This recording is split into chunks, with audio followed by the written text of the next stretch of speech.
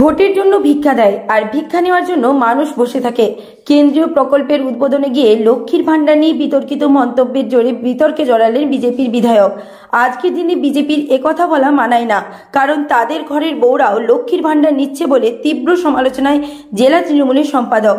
কেন্দ্রীয় ক্ষুদ্র, ছোট ও মাঝারি দপ্তরের উদ্যোগে গ্রামোদ্যোগ বিকাশ যোজনা প্রকল্পের মাধ্যমে দুর্গাপুরে শুরু হলো সেলাইয়ের প্রশিক্ষণ।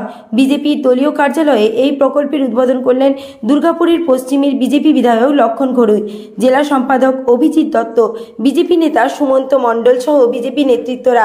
সেই অনুষ্ঠানে গিয়েই রাজ্য সরকারের বিরুদ্ধে বিতর্কিত মন্তব্য করে বসলেন বিজেপি বিধায়ক লক্ষণ ঘড়ুই। তিনি বলেন, কেন্দ্রীয় ক্ষুদ্র, ছোট ও মাঝারি দপ্তরের উদ্যোগে আমরা বেকার যুবক যুবতীদের স্বনির্ভর করার চেষ্টা করছি, কারণ বাংলার সরকার যেভাবে ভিক্ষা ও ভাতা দিয়ে রেখেছে, কখনো ব্যাংকে টাকা আসবে, কিভাবে সংসার চলবে সেই ভেবেই মানুষ অসহায় অবস্থা বোধ করছে। কিন্তু আমাদের একটাই লক্ষ্য, পিছিয়ে পড়া মানুষদের প্রশিক্ষণ দিয়ে এগিয়ে নিয়ে যেতে, ফলে আর্থিক বিকাশও ঘটবে পিছিয়ে পড়া এলাকায় এলাকায়। একইভাবে সেলাই মেশিন দিয়েও আমরা মহিলাদের প্রশিক্ষণ দিয়ে এগিয়ে নিয়ে যেতে চাই, কিন্তু রাজ্য সরকার পুরো ব্যর্থ, কারণ তারা চায় লক্ষ্মীর ভান্ডার, ভাতা ও ভিক্ষা দিতে, কারণ তারা শুধু ভোট চায়।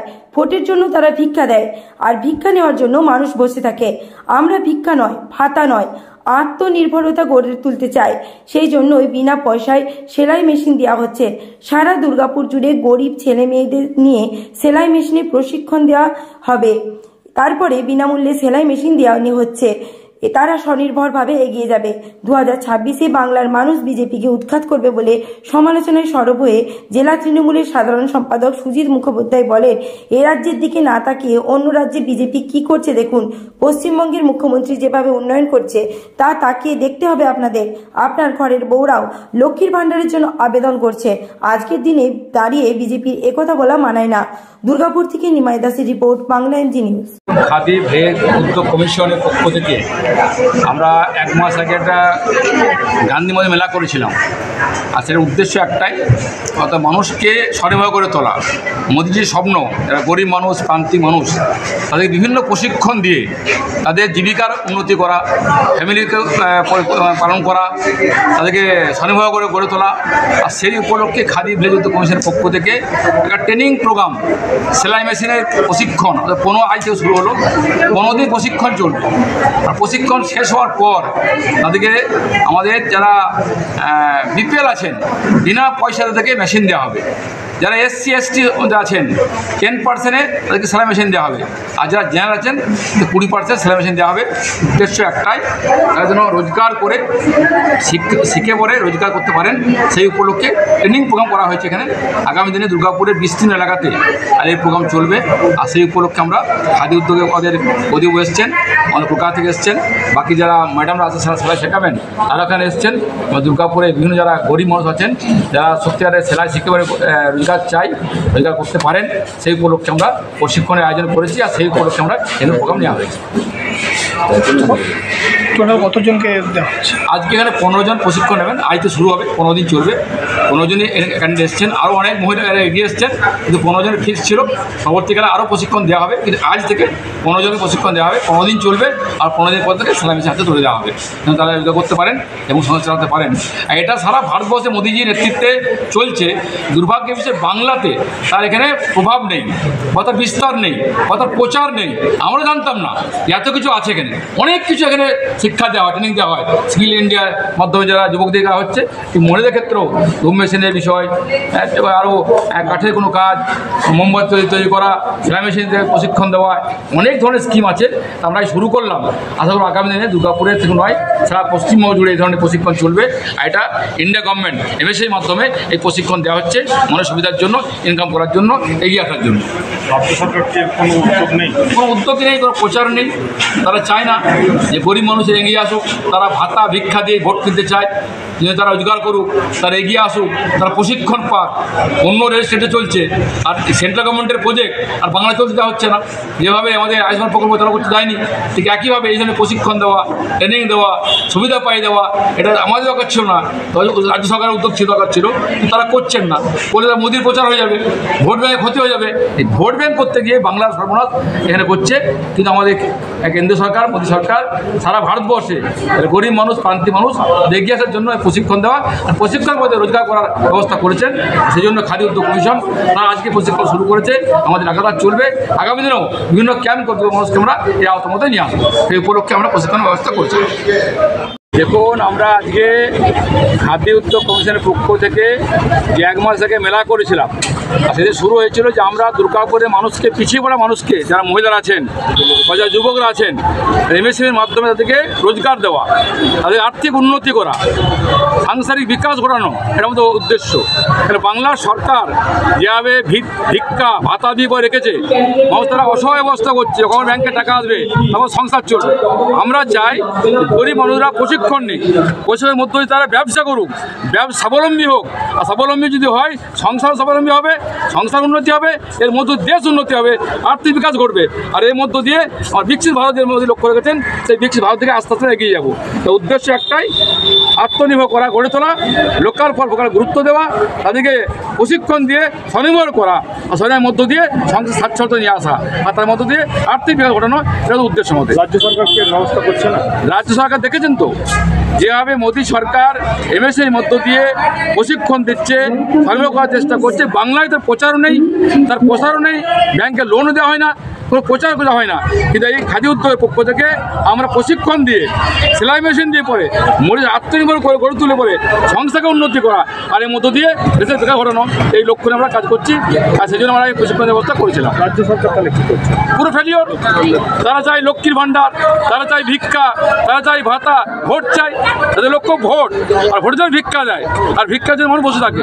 আমার ভিক্ষা নয়, ভাতা নয়, আত্মনির্ভর করে তোলা, আর্থিক বিকাশ ঘটানো, নিজে উদ্যোগ নেওয়া, নিজে ব্যবসা করবে, স্বচ্ছন্দে ব্যবসা করে বাড়ির বিকাশ ঘটাবে, ছেলেমেয়েদের শিক্ষিত করবে। মেশিনও কি দেওয়া হবে? মেশিন দেওয়া হবে, বিনা পয়সায় মেশিন দেওয়া হবে। যারা একদম পিছিয়ে পড়া মানুষ, যারা বিপিএল ভুক্ত, বিনা পয়সায় মেশিন। যারা SC ST, যারা মাত্র 10%, যারা জেনারেল কাস্ট মাত্র 20%, এই সুযোগ করে দেওয়া হয়েছে মোদী সরকারের পক্ষ থেকে।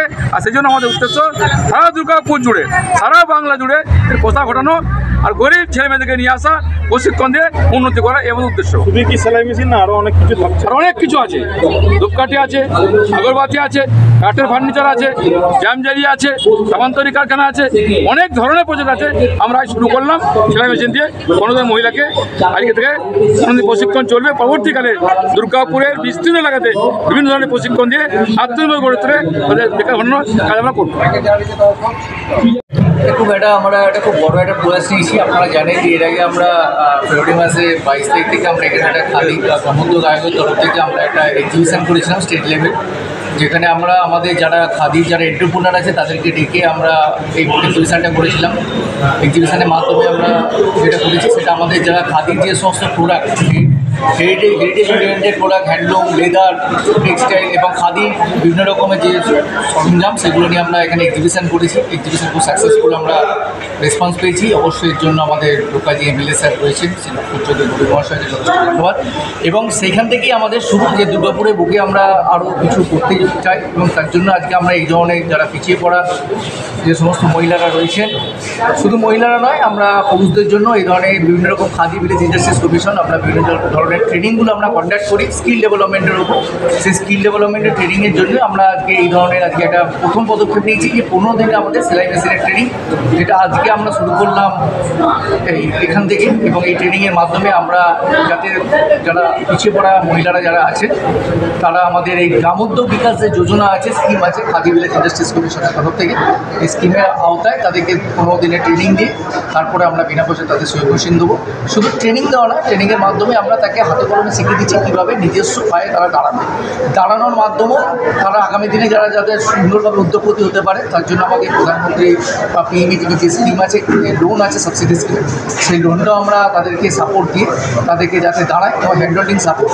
এবং এর জন্য আমাদের যে মাননীয় প্রধানমন্ত্রী ওনার যেটা বক্তব্য, যে local for the vocal, local যারা এন্টারপ্রেনার তাদেরকে হাতে কলমে কিছু শিখিয়ে তারা যাতে দাঁড়াতে পারে, এই জন্য খাদি ভিলেজ ইন্ডাস্ট্রিজ কমিশন এই ধরনের ট্রেনিং 15 দিনের যে হাতে কলমের ট্রেনিং, সেটা আমরা আজকে শুরু করলাম।